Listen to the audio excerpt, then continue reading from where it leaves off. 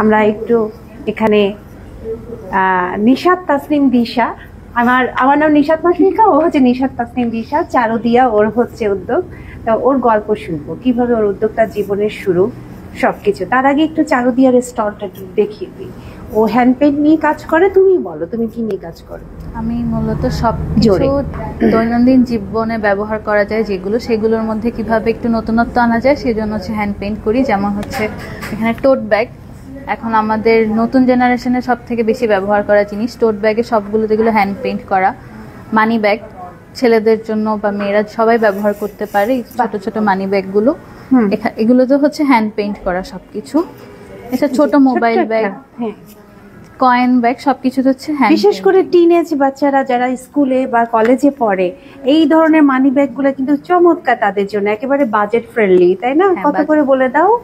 এগুলো হচ্ছে 180 করে এক একটা। তারপরে এখানে আছে যে ছোট ছোট ব্যাগ, এগুলো সব কিন্তু ওর নিজের হ্যান্ড পেইন্ট করা, ক্যানভাস কাপড় সব হ্যান্ড পেইন্ট করা। এখানে চেন সিস্টেম আছে, খুব সুন্দর সুন্দর জিনিস। তারপর একটু বড় ব্যাগের মধ্যে যদি চাই, এখানে শপিং করে অনেক কিছু নেওয়া যাবে। হ্যাঁ, তারপরে এই যে ছোট ছোট নোটবুকগুলো সবগুলো নোটবুকই হচ্ছে আমাদের 100 পেজ করে এক একটাতে, আর সবগুলো হচ্ছে উপরে হ্যান্ড পেইন্ট। এগুলো সবগুলো আবার কাস্টমাইজও করছি আমরা, যার যেটা প্রয়োজন সেটা। এবং আরেকটা মজার জিনিস আছে যে নিকানামা, মানে আমরা যারা বিবাহিত, হ্যাঁ, তাদের এই যে হয় না যে আমাদের কোনো ডকুমেন্টসই থাকে না, ওইটা ওই ফাইল বন্দি থাকে, এটা অনেক সময় চাইলে বাঁধিয়ে রাখা যায় সুন্দর করে অন্যভাবে। আর এগুলো সবগুলো হচ্ছে আমার হাতে লেখা। তো আগেকার দিনে ছিল বিয়েতে দাওয়াতটা দেওয়া হতো হাতে লিখে, তো সেটা থেকে ইন্সপায়ার্ড হয়ে এটা নিকান আমার বাংলায় লেখা পুরোটা জিনিস। যারা বাঙালি ধাঁচে করতে চাচ্ছেন তাদের জন্য বাংলায় লেখা। টি শার্ট আছে, এখানে টি শার্টও আছে, টি শার্টও হচ্ছে আমার হ্যান্ড পেইন্ট। আরো কিছু মজার মজার জিনিস ছিল। কালকে আমাদের মানে প্রথম দিন ওর মানে স্টল খালি হয়ে গেছে, কিছু বেতের জিনিস ছিল যেগুলো শোপিস হিসেবে রাখা, সেগুলো হচ্ছে সবগুলো মোটামুটি এখন ফাঁকা, উপরের দিকটা কোনো কিছু নেই। এটা হচ্ছে এক্সিবিশনের সার্থকতা। তো আর এই যে সব থেকে বেশি যেটা আমার সেল হয় সেটা হচ্ছে এই যে রঙিন চশমা, সবগুলোতে হচ্ছে হ্যান্ড পেইন্ট করা, রিক্সা পেইন্ট বা যে কোনো পেইন্ট। তো এগুলো সবগুলোই হচ্ছে হ্যান্ড পেইন্ট, যে যেটা চাচ্ছে কাস্টমাইজ করে সাইডে আবার নামও লিখে দিই আমরা, যদি কাস্টমাইজ কেউ করতে চায় সেক্ষেত্রে। আর এখানে হচ্ছে আমাদের চুড়ি, এগুলো সব হচ্ছে হাতে বানানো, সুতোর দিয়ে, কাপড়ের দিয়ে করি। তারপর আর আমাদের আলাদা যেটা সেটা হচ্ছে গিয়ে কাচের চুড়ি।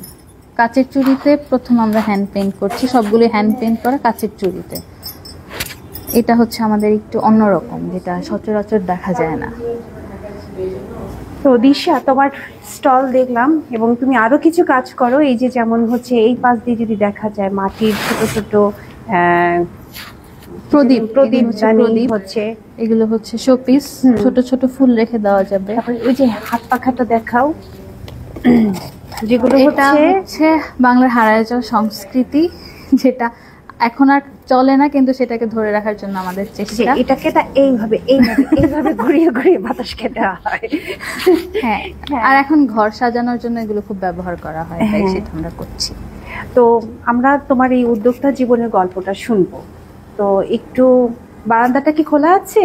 তাহলে আমরা একটু বারান্দায় যাই, চলো। ওখানে বসে আমাদের একটা গাছের পরিবেশ, সুন্দর পরিবেশ আছে, ওখানে বসে আমরা একটু উদ্যোক্তা জীবনের গল্পটা শুনি। তার আগে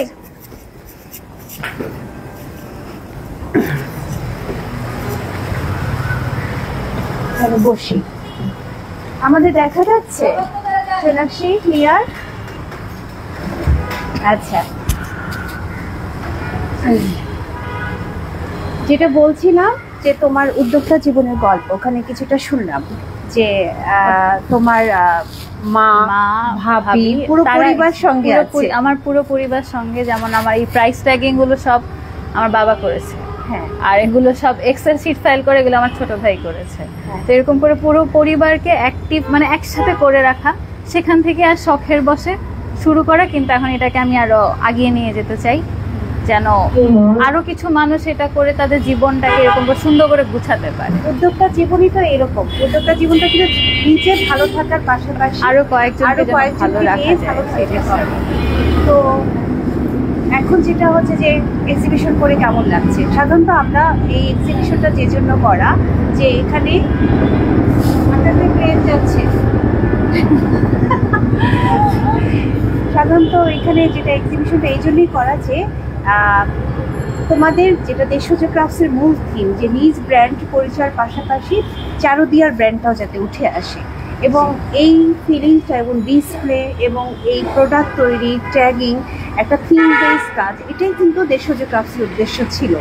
তো এটা তোমার অনুভূতি কি? এটা আমার অনুভূতি, আমি আমাদের চা চলে এসেছে। হ্যাঁ, আমাদের গতানুগতিক যে ধারণা মেলা করা, সেই জিনিসগুলো, আমি খুবই ছোট উদ্যোক্তা প্রথম দিক থেকে। তো এখানে প্রথম এক্সিবিশন জিনিসটা আমাকে বেশি ইন্সপায়ার করে, কারণ মেলার মধ্যে সব কিছু থাকে। সেখানে আসলে আমার যেই ধরনের কাজ, এই জিনিসটা ওখানে যায় না। আর এই যে থিম বেস করার কারণে, যে থিম থাকার কারণে আমি নিজে চিন্তা করছি এটার সাথে কোনটা যাবে। তো দেশজ ক্রাফটসকে থ্যাংক ইউ, কারণ এরকম থিম না দিলে আমি নিজে চিন্তা করতে পারবো না যে আচ্ছা এটার সাথে কোনটা যাচ্ছে।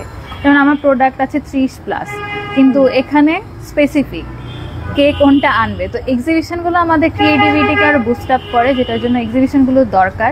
আর সেটার জন্য তো থ্যাংক ইউ আপনাকে আর দেশজ ক্রাফটকে থ্যাংক ইউ। না, আমাদের তোমরা যদি মানে খুশি হও তাহলে আমাদের লক্ষ্য মানে এটাই সার্থক হবে। কারণ হচ্ছে আমরা খুশি, অনেক খুশি। কারণ হচ্ছে আমরা চেয়েছি তোমাদেরকে এই অনুভূতিটা এনে দেওয়া, নিজের ব্র্যান্ডের একটা পরিচিতি এনে দেওয়া, নিজের মধ্যে যেটা তোমাদের আত্মবিশ্বাসটা বাড়ে এবং তোমরা তোমাদের প্রোডাক্ট নিয়ে দেশে এবং বাইরে বাংলাদেশকে রিপ্রেজেন্ট করতে পারো, সেটাই আমাদের উদ্দেশ্য ছিল।